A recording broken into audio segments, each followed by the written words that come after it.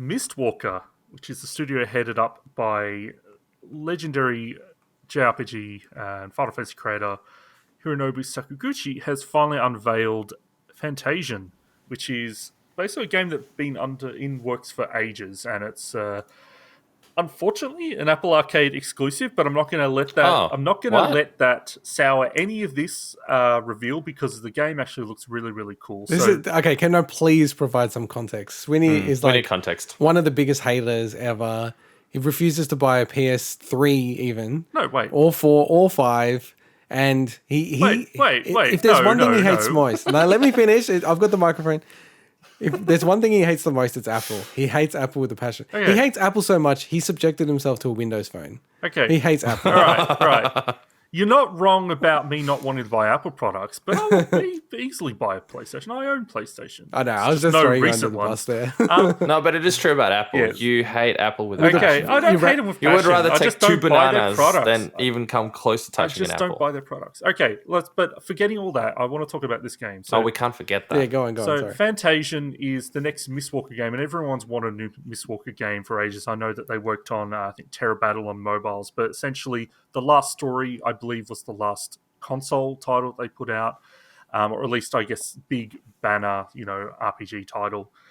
So Fantasian is a game that we've only seen bits and pieces of, as in production footage and then working with dioramas. And this week they finally unveiled both a story trailer and a gameplay features trailer, which is really, really neat. And I love the look of this game.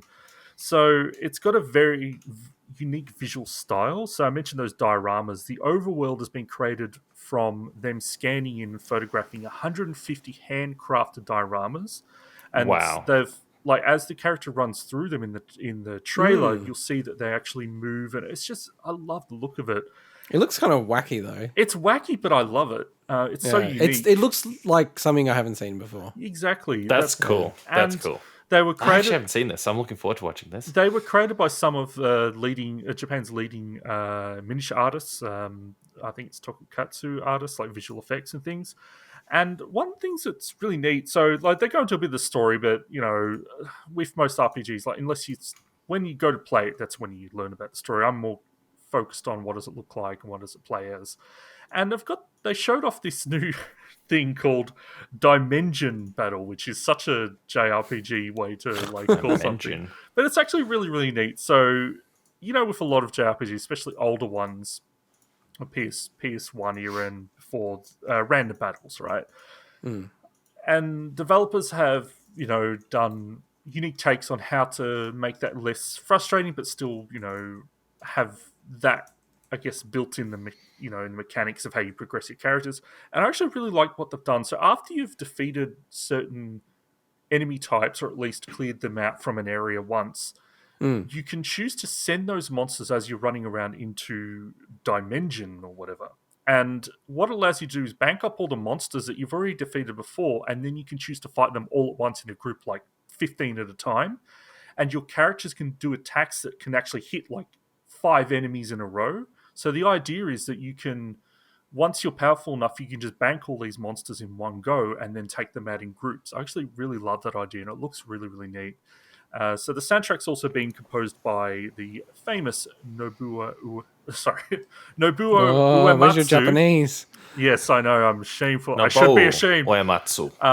Nobou Uematsu, who a lot of people know from little-known titles like Final Fantasy and Chrono Trigger and Lost Odyssey. So obviously it's great to have him on board. Amazing music. So I'm really keen to see how this game turns out. Obviously, there's a part of me that wishes it does come to other platforms. But if you go to any comment thread about this game, it's the same people saying the same thing. So I don't want to just repeat that. I'm just happy that we're seeing more of this game and that Sakaguchi is able to make more games. I just checked out the dioramas. Apologies if you can hear the clicking. That was me trying to find the video for it. That's such a cool thing. Yeah, I love the idea of this game. So yeah, I'm glad that we finally got to see more. Yeah. Hey, just before we, just in case you want to move on, just a quick one. What do you guys call a group of mics in a sauna? I don't know. What? Gorillas in the mist. I really don't even... I get it, but I don't get it. It's so dopey. Well, because we're talking about Mistwalkers. Okay, your brain is like a scattered brain. You've got like CTE, man. I'm laughing at how ridiculous that was. I know. I'm like, I feel like it barely qualifies as a joke. Oh man, it's really showing that we're recording this late at night now. Yeah, I know. Yeah, I think you'll be fine, Swinny. Almost all of the good Apple Arcade exclusives have come to other platforms within 6 to 18 months. So, but interestingly, past Mistwalker games that have been exclusive haven't gone to other platforms. Oh, so, really? Interesting. Well, Lost Odyssey, Blue Dragon, Last Story, they never made them off those exclusive platforms. So we'll see. I just need them to release an Assassin's Creed game that you would consider canon that is only on Apple Arcade. And then it's like the most challenge you've ever been in your life. You wouldn't get it. There's no achievements. All right, let's move on to more things related to JRPGs. I guess that's a bit of a segue. So more Square